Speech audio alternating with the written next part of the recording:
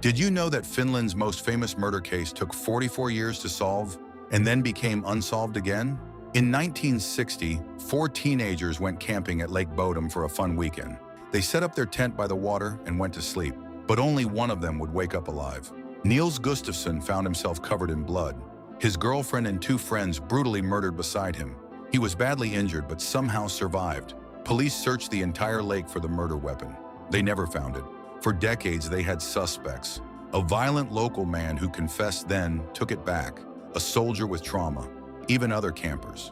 But then in 2004, something shocking happened. Police arrested the survivor himself. They claimed Niels killed his own friends in a jealous rage.